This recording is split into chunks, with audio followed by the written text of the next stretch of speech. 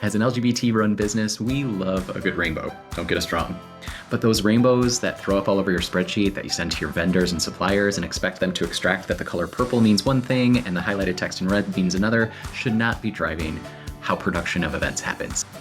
So here you see how we've used color to drive the status of the event forward so that things move easily for new to ready for review all the way through final invoice attached. This means that when we are producing hundreds of specs at a rapid rate, we are clearly driving all of those specs through the production cycle so that green means go, we're ready for processing, and we can easily see and filter what areas might need attention by filtering for those status tags so that we're looking at just those pending items that are still hanging out there, clearing the deck, making all of your production resolution easy and visible for any manager for this event. This is how rainbows drive efficiency and production for events.